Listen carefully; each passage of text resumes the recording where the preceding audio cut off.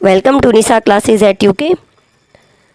Teaching aptitude चल रहा है हमारा लेक्चर स्क्रीनिंग के लिए, और आज हमारा टॉपिक आ गया आपका जो पहला पार्ट है टीचिंग एप्टीट्यूड का 50 मार्क्स का।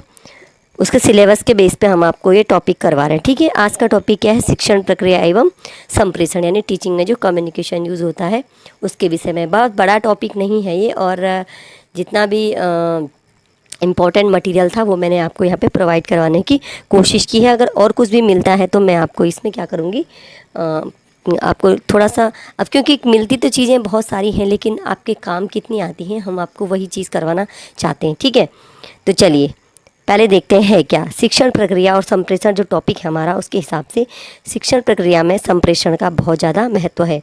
कम्युनिकेशन, टीचिंग प्रोसेस में कम्युनिकेशन नहीं होगा तो टीचिंग होना पॉसिबल है ही नहीं, है ना। तो संप्रेषण के जरिए कम्युनिकेशन से होगा क्या? शिक्षक छात्रों को ज्ञान, समझ, कौशल, रुचि और अभिवृत्ति से लैस कर सकते हैं। ठीक है, उनको अभिवृत्ति, उनमें ज्ञान विकसित, उनको ज्ञान प्रदान कर सकते हैं, उनमें समझ विकसित कर सकते हैं, कौशल, रुचि, अभिवृत्ति, इस टाइप की जो चीज़ें हैं विकसित कर सकते हैं संप्रेषण के जरिए शिक्षक छात्रों में। ठीक, चलिए संप्रेषण से जुड़े, अब कम्युनिकेशन क्या है इससे जुड़ी चीज़ें थोड़ा देख लेते हैं। संप्रेषण क्या है? दो या दो से ज़्यादा लोगों के बीच विचारों और सूचनाओं को मौखिक, लिखित, सांकेतिक या प्रतीकात्मक तरीके से शेयर करने की प्रक्रिया है। तो क्या है संप्रेषण? दो या दो से ज़्यादा लोगों के बीच जो विचार और सूचनाएं हैं उनको मौखिक, लिखित, सांकेतिक या प्रतीकात्मक तरीके से शेयर करने की प्रक्रिया है। संप्रेषण में दो पक्ष होते हैं, एक तो होता है प्रेषक जो संदेश भेजता है, एक होता है प्रेषणी जो संदेश पाता है। तो एक संदेश भेजने वाला, एक संदेश पाने वाला, ये होते हैं। ठीक है, एक होता है आपका मैसेंजर, एक होता है रिसीवर, आप इंग्लिश में समझ लीजिए। एक होता है प्राप्तकर्ता, एक होता है प्रेषक, और एक होता है आपका प्राप्तकर्ता। ठीक है, ये किताबों की भाषा थोड़ा अलग होती है ना, तो ये होता है प्राप्तकर्ता। संप्रेषण के लिए संदेश का होना ज़रूरी है। आप संप्रेषण करेंगे तो सबसे ज़रूरी क्या होना है? संदेश। अब कोई मैसेज कर रहा है तो मैसेज जो प्रेषक होगा, मैसेंजर होगा, मैसेंजर क्या करेगा? मैसेज करेगा। तो संप्रेषण के लिए संदेश का होना ज़रूरी है। अब संप्रेषण के लिए शिक्षकों को छात्रों की क्षमता पर भी ध्यान देना चाहिए। अब कम्युनिकेशन कर रहे हैं तो कम्युनिकेशन उन्हें किस हिसाब से करना चाहिए? छात्रों की क्षमता के हिसाब से करना चाहिए। शिक्षकों को छात्रों के अधिगम स्तर के बारे में पता होना चाहिए। कम्युनिकेशन का लेवल ऐसा होना चाहिए कि शिक्षक जो छात्रों के अधिगम स्तर के हिसाब से ही कम्युनिकेट करें। छात्र केंद्रित शिक्षा में छात्र ज्ञान के पाने वाले की बजाय अधिगम में सक्रिय भागीदार होते हैं। जब छात्र केंद्रित शिक्षा होती है तो अधिगम में सक्रिय कौन होता है? छात्र होते हैं। ठीक है, संप्रेषण प्रक्रिया को सुचारू रखने के लिए संप्रेषण में बाधा डालने वाले तत्वों पर नियंत्रण रखना चाहिए। अब हम चाहते हैं कि हमारा जो कम्युनिकेशन प्रोसेस है, संप्रेषण प्रक्रिया है, वो कंटिन्यू रहे, सुचारू रहे। तो उसके लिए हमें क्या करना चाहिए? संप्रेषण में जो बाधा डालने वाले तत्व हैं उन पर नियंत्रण रखना चाहिए। माना क्लास में टीचर पढ़ा रहे हैं, कम्युनिकेशन हो रहा है, उसको हमें सुचारू रूप से बनाए रखना है। तो संप्रेषण में बाधा डाल रहे हैं, जैसे कुछ बच्चे बाधा डालते हैं, कुछ नॉइज़ है वो बाधा डालता है, तो इन तत्वों पर हमें क्या रखना चाहिए? नियंत्रण रखना चाहिए। संप्रेषण के लिए उपलब्ध सामग्री और बहुमाध्यम का इस्तेमाल करना चाहिए। तो कम्युनिकेशन के लिए क्या करना चाहिए? हमें कुछ सामग्री का इस्तेमाल भी करना चाहिए और अनेक माध्यमों का भी हमें प्रयोग करना चाहिए। संप्रेषण के लिए संचार तंत्र जो होना चाहिए सीधा और छोटा होना चाहिए। संचार तंत्र बहुत लंबा और बिल्कुल टेढ़ा मेढ़ा नहीं होना चाहिए, बिल्कुल सीधे तरीके से क्या होना चाहिए? संचार होना चाहिए। ठीक है, जिगजैग टाइप में संचार जो होता है वो थोड़ा सा दुखदायी होता है, कष्टकारक होता है, गलत संचार भी, गलत मैसेज भी कन्वे हो सकता है। तो सही संचार क्या तब होता है? जब संचार तंत्र बिल्कुल सीधा हो और छोटा हो। संप्रेषण के लिए संचार केंद्रों के रूप में काम करने वाले लोगों को योग्य होना चाहिए। ये चीज़ें कब काम करते?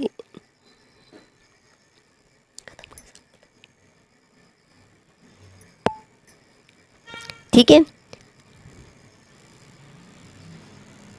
नेक्स्ट है, अब हम क्योंकि टीचिंग प्रोसेस में शिक्षण जो संप्रेषण की वो बात कर रहे हैं तो ये देख लेते हैं कि जो शिक्षक संप्रेषण करेंगे उनके संप्रेषण में क्या बातें होनी चाहिए। स्पष्टता, शिक्षकों को अपने छात्रों से बात करते समय स्पष्ट होना चाहिए। उन्हें जटिल चीज़ों को सरल चरणों में तोड़ना आना चाहिए, तब क्या करेंगे? वो अच्छे से संचार कर पाएंगे, अच्छे से संप्रेषण कर पाएंगे, जब कठिन चीज़ों को आसान चीज़ों में वो तोड़ेंगे।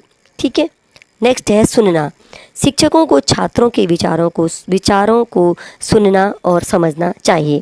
शिक्षकों के छात्रों को विचारों को सुनना और समझना चाहिए। सक्रिय सुनना भी एक अहम भूमिका निभाता है। जब छात्रों के विचारों को सक्रिय रूप से सुना जाता है तो वो भी संप्रेषण में एक अहम भूमिका निभाता है। प्रतिक्रिया देना। शिक्षकों को छात्रों को संदेह पूछने और प्रतिक्रिया देने के लिए प्रोत्साहित करना चाहिए। क्लास में जब कम्युनिकेशन होता है, जब शिक्षक कम्युनिकेट करते हैं छात्रों से, तो उन्हें छात्रों को संदेह पूछने और जो पूछा जा रहा है उसकी फीडबैक, प्रतिपुष्टि या प्रतिक्रिया देने के लिए उन्हें प्रोत्साहित करना चाहिए। तभी क्या होना पता चलेगा कि अच्छी रूप से कम्युनिकेशन हुआ है या नहीं हुआ है। छात्रों के अधिगम स्तर पर ध्यान देना चाहिए। छात्रों की रुचि और रुझानों को ध्यान रखना चाहिए। जो शिक्षक छात्र को पढ़ा रहे हैं उसमें छात्रों की रुचि, उनका रुझान और उनकी सीखने की शैलियों को शिक्षक को समझना चाहिए। छात्र केंद्रित, सबसे इम्पॉर्टेंट तो यही है कि जो शिक्षक है वो संप्रेषण करे, कम्युनिकेट ऐसे करे कि छात्र केंद्रित दृष्टिकोण उसमें हो। छात्र केंद्रित होकर के ही उसे काम करना चाहिए। संवादात्मक शैलियों का इस्तेमाल करना। शिक्षकों को एक तरफा संप्रेषण की बजाय संवादात्मक शैलियों का इस्तेमाल करना चाहिए। क्लास में संप्रेषण जब होना तो इस संवाद के फॉर्म में होना चाहिए, न कि वो बोले जा रहा है छात्र सुने जा रहे हैं, बल्कि फीडबैक, प्रतिपुष्टि आनी चाहिए, आपस में संवाद होने चाहिए। तभी कक्षा में अच्छे रूप से संप्रेषण हो पाएगा, शिक्षण की प्रक्रिया अच्छे से हो पाएगी। सम्मान और समावेशिता। शिक्षकों को सम्मान और समावेशिता का भाव रखना चाहिए। जब शिक्षक क्लास में टीचिंग कर रहे हैं, शिक्षण कर रहे हैं, संप्रेषण कम्युनिकेशन हो रहा है, तो उन्हें क्या करना चाहिए, छात्रों के सम्मान भी करने चाहिए और समावेशिता यानी सभी छात्रों को लेके क्या करना चाहिए, आपको शिक्षण प्रक्रिया करनी चाहिए। ठीक है, अब ये है शिक्षकों के लिए संप्रेषण कौशल बहुत ज़रूरी है, क्योंकि प्रभावी संचार या प्रभावी संप्रेषण से क्या होते, छात्र और जो अध्यापक है उनके बीच में रिश्ते बेहतर होते हैं, समझ बढ़ती है और सकारात्मक बातचीत का मॉडल बनता है। एक शिक्षक को प्रभावशाली संप्रेषण करने हेतु निम्नलिखित सिद्धांतों का पालन करना चाहिए। जो ऊपर वाली बात है उसी को थोड़ा और हम एक्सप्लेन करते हैं। स्पष्टता का सिद्धांत हमने अभी पढ़ा था कि स्पष्टता का सिद्धांत यह मांग करता है कि जो कुछ भी संप्रेषण के दौरान कही जाए वह आवाज़, उच्चारण, गति के स्तर पर उपयुक्त हो, तभी स्पष्टता पाई जाएगी। ठीक है, तो क्या कह रहे हैं कि स्पष्टता का सिद्धांत संप्रेषण में क्या होना चाहिए, स्पष्टता का सिद्धांत जो शिक्षकों के लिए है, ये इसमें क्या होना चाहिए, संप्रेषण के दौरान जो भी कहा जाए वो होना चाहिए आवाज़, उच्चारण और गति के स्तर पर वो क्या होना चाहिए, स्पष्ट होनी चाहिए। आवाज़ स्पष्ट होनी चाहिए, उच्चारण स्पष्ट होना चाहिए और गति का जो स्तर है वो भी स्पष्ट होना चाहिए। यानी बहुत ज़्यादा तेज़ स्पीड में नहीं होना चाहिए। आवाज़ कब उसको अप करना है, कब डाउन करना है, उच्चारण सरल सीधा बिल्कुल सही उच्चारण होना चाहिए। तो स्पष्टता होनी चाहिए आपके संप्रेषण में। दूसरा है, यह सिद्धांत भाषा एवं शब्दकोश की पर्याप्तता की आवश्यकता बताता है। संप्रेषणकर्ता का भाषा पर अधिकार हो। ठीक है, जो संप्रेषण कर रहा है, कम्युनिकेट कर रहा है, जो आपका शिक्षक है, उसका जो जिस भाषा में वो कह रहा है उस भाषा पर उसका अधिकार होना चाहिए, यह आवश्यक है। साथ ही यह भी आवश्यक है कि उसका शब्दकोश भंडार भी पर्याप्त हो, उसके पास वोकेबलरी भी पर्याप्त रूप से होनी चाहिए, जिससे वो क्या करे, वो संदेश की बारीकियों को उचित शब्दों का प्रयोग कर संप्रेषित कर सके। अब कोई विज्ञान कक्षा में आपको पढ़ा रहा है, विज्ञान की शब्दावलियाँ जो टर्म्स होते हैं, टर्मिनोलॉजी होती थोड़ा सा टफ होती है। अगर उसके पास उसका शब्दकोश का भंडार नहीं है, वोकेबलरी शिक्षक के पास नहीं है, तो वो जो कम्युनिकेट कर रहा है बच्चों के साथ, उसको बच्चों को एक्सप्लेन ही नहीं कर पाएगा। तो बच्चों को एक्सप्लेन नहीं कर पाएगा, उचित शब्दों में नहीं समझा पाएगा, उनको ट्रांसलेट नहीं कर पाएगा, तो क्या हो जाएगा, कम्युनिकेशन अच्छा नहीं होगा।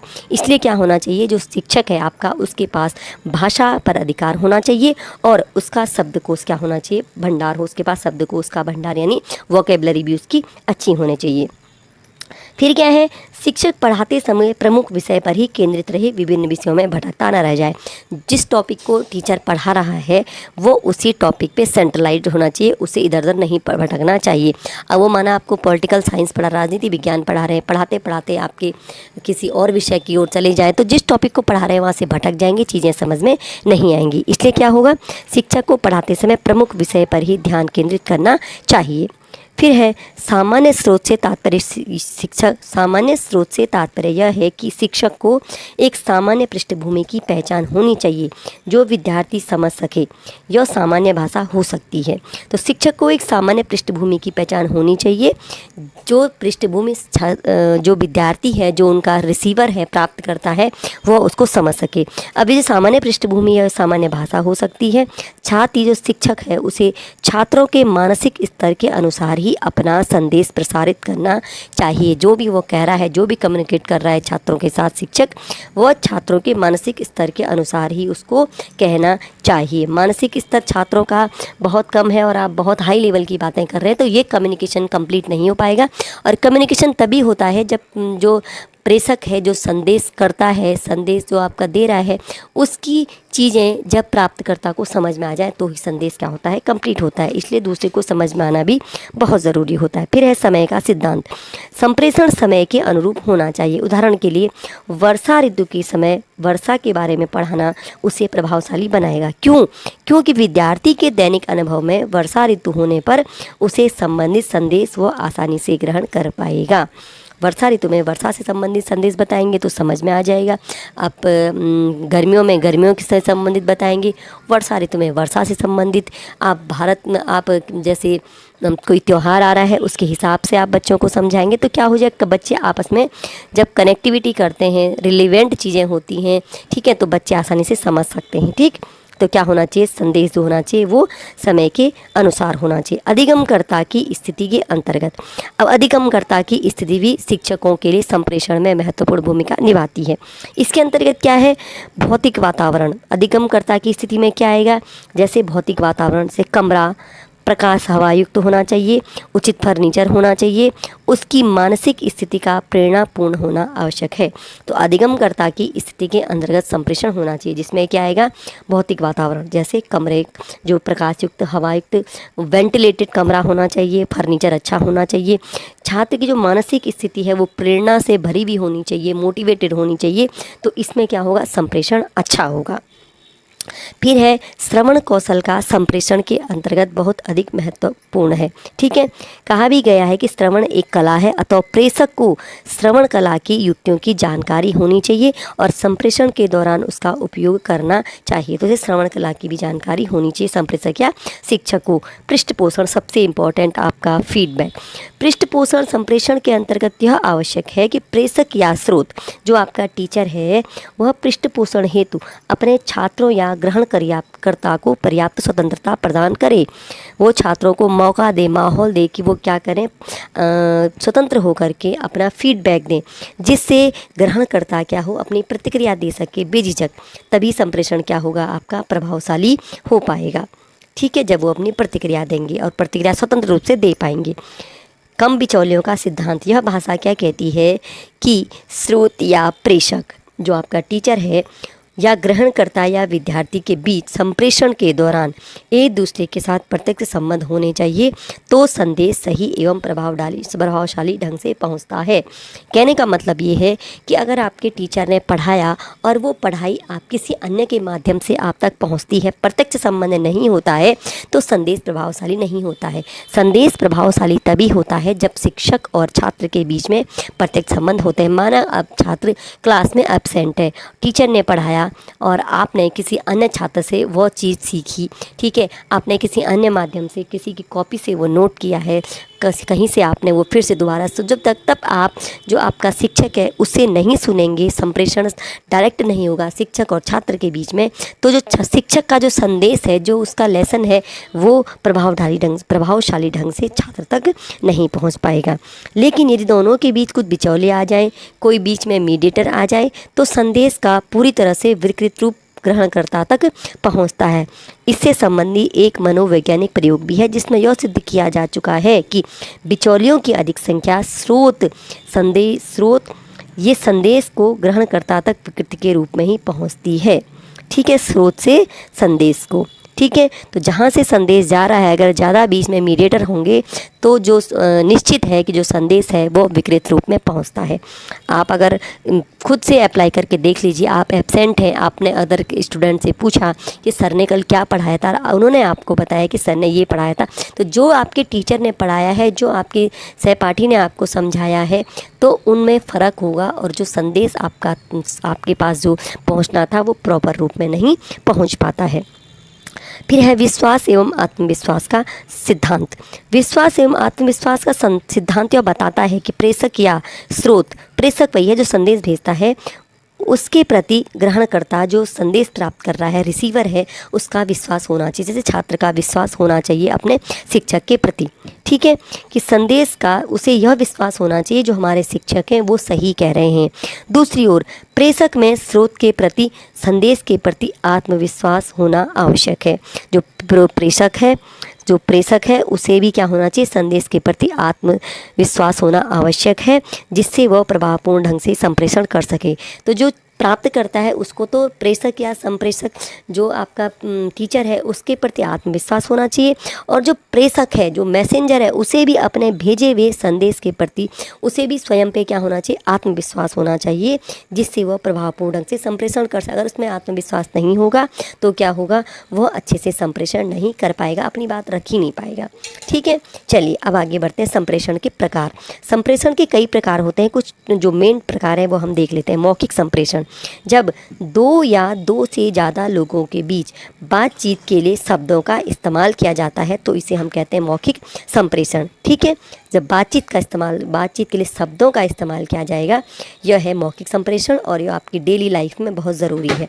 दूसरा है लिखित संप्रेषण, जब हम संदेश को लिखे गए शब्दों में भेजते हैं, इसे लिखित संप्रेषण कहते हैं। जैसे पत्र है, टेलीग्राम है, आपका मेमो है, मेमोरेंडम होता है ना, मैसेज है, नोटिस है, रिपोर्ट है, आजकल ज़माने में आपका व्हाट्सएप चलता है, ये सब क्या है, आपके लिखित संप्रेषण है।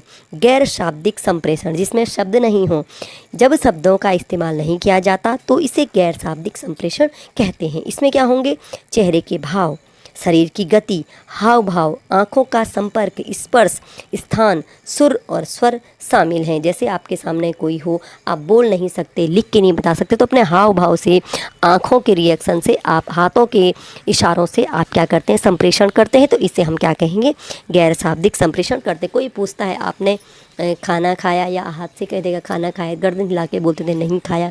कोई हाथों से इशारा करता है इधर आओ, आप मना कर देते हैं नहीं आना है, तो ये क्या है, हमारे गैर शाब्दिक संप्रेषण है। फिर यह दृश्य संप्रेषण, जब संदेश को संप्रेषित करने के लिए छवियों, प्रतीकों, ग्राफिक्स का प्रयोग किया जाता है तो इसे हम क्या कहते हैं, दृश्य संप्रेषण कहते हैं।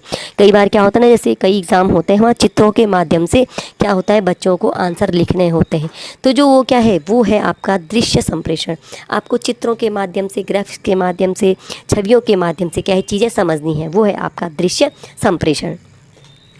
फिर अच्छे संप्रेषण की कुछ विशेषताएं भी इसमें इंक्लूड है। तो अच्छा संप्रेषण में क्या होना चाहिए, स्पष्टता होनी चाहिए, संदेश को स्पष्ट रूप से बताना चाहिए, इसके लिए वाक्यों को छोटा और सरल रखना चाहिए।